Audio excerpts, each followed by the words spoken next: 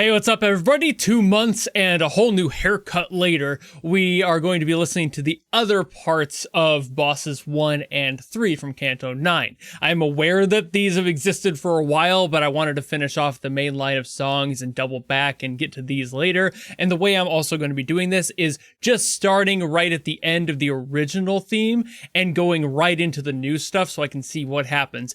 I have already pre-listened to all of the other part when you're watching this. I will have listened to all of it, so I'll know what it sounds like going in, but as far as the edit goes, I'm just going to cut in right where the new stuff comes in and talk about that transition. If you want to see the original, it's always still uploaded, so you can always go and watch that, but I'm going to start here, so without further ado, let's go! That big sound again, love that.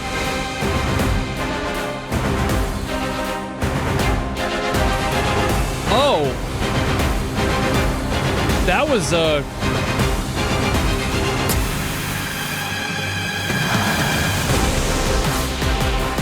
what the fuck? Hey, wait.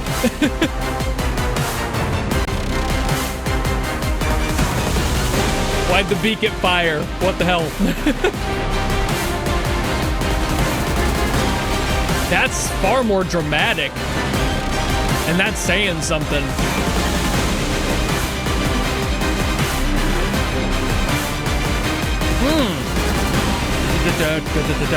That's so different. Okay, flamenco master.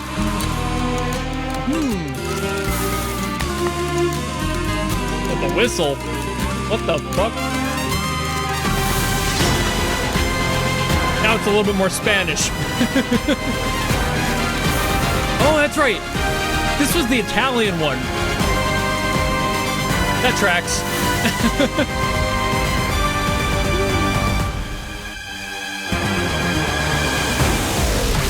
I didn't like rewatch my own video, so I forgot that this was like the Italian mafia boss sounding one. Featuring Skrillex. Damn. Whew. God, I love that. Okay. Well, that definitely changed the emotion, especially right at that like transitional chunk there. Very, very interesting. So I'm pretty aware that this video is going to be a lot shorter than the other one, but while I said that I was going to re-listen to the song, I did. I just watched this full video and I didn't like rewatch my own stuff, so I forgot exactly what I had said, but yeah, this is definitely that, it's that like Italian mafia boss energy, but then for some reason it got Spanish. And that's a different vibe. Close. Like geographically, of course, they're coming from similar areas, so there's going to be some differences there, but also some similarities. And it's like, okay, cool. It's not that they suddenly became Spanish at all. It just has a little bit more of that like flamenco Spanish classic energy to it, rather than something I would call as Italian as the first part of the song did. It's just, there's something in the change up there with the, I think specifically, that like guitar sounded, and the trumpet too was a lot more of that like flair that I'm like, ooh, that's different. But again, that kind of adds to the drama because this whole song had more drama added to it, straight up. Like it just felt more dramatic. So at that transitional point, I'm like, okay, so we have the opinion I had initially, which if I recall correctly, it was just that there is this like pompous bullshit attitude, and that transition almost made it feel a little bit more human. Like it felt like for a second there, they realized that, oh shit, I can die. Oh fuck. Like they had that, like the realization of mortality in that time, and things got a little bit more dire because the whole song shifted its vibe into something that was a little bit more self-aware and again, dramatic. It's definitely that tone of, okay, you were the tough shit. Not anymore. Now you are dying time to like meet your god, deal with your bullshit. It's a different energy, especially at that transition. Later, after it kind of shifts, I think that they were grasping onto more of the straws of I can still do this, and it felt more desperate.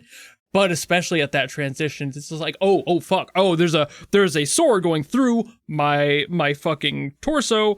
Oh dear.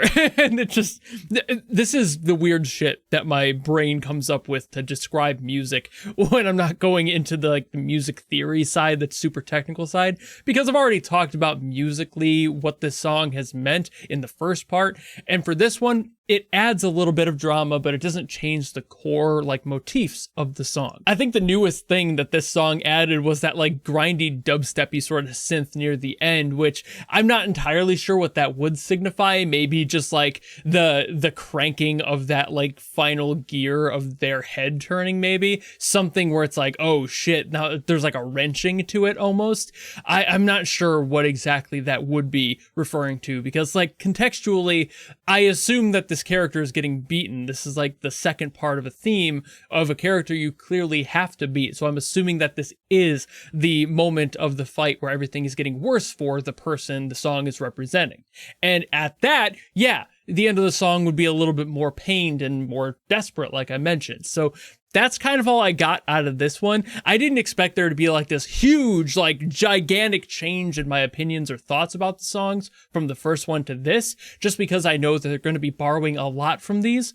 But it does change it enough to make me kind of go, oh, there is more to this. I have a feeling the second one might be something similar, where it adds some emotional shift and like a realization, an aha moment for the character. But I don't know how much it could change. But I won't know if I don't listen. So let's get to 3. Yeah, it's 3, not 2 this time. Okay, we're building up to something here. This must be the moment.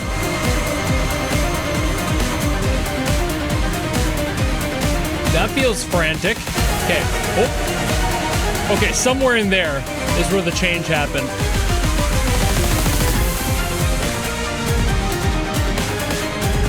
See, this one has more of that, like, dubsteppy stuff. Maybe that's what they were trying to connect with the other one. So... okay.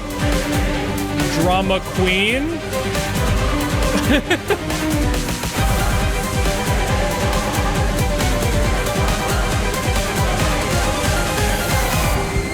The scales on this got more intense. Also, this has the background that people got mad at me for using for the other thumbnail that one time. I don't know. I don't know what characters these represent.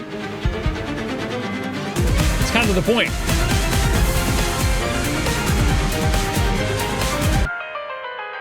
I love that. I love that cutout. That's so cool. Just how sudden it is.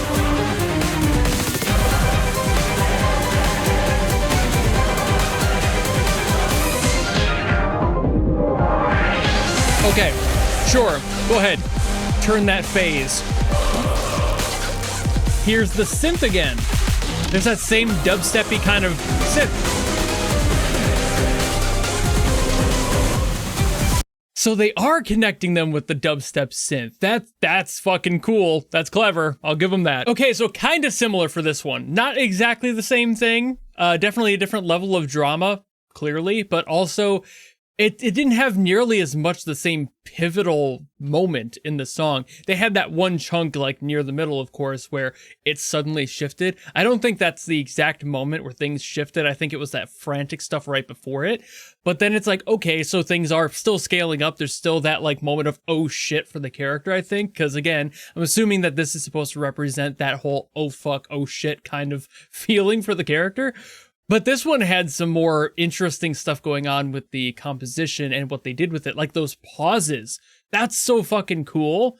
That's so cool. And I think what that's supposed to represent is like the mental clarity, like all the noise goes away and things for a very split second. It's like they basically opened up their third eye, like they understood. Like, I get it. I understand now. It's very, very much that. And obviously that happened twice, so I don't think it's just one of those like, oh, now they're stronger. I think it's more of like that sinking feeling of understanding. Like when you get sick and you get that like warm wash through your body. You know the one I'm talking about most likely. I feel like that's kind of more what it is, because it feels like your body goes into overdrive. So maybe not so much the third eye thing as that sensation, the oh fuck sinking kind of feeling you get in your gut, but still, you know, it's that sort of process where you're like, oh yeah, I'm boned, and now you have to deal with it. And of course, they did tie in those other elements, like that dubstep thing at the end there. I like that they added that for both of those. That makes the characters themselves come together a little bit more.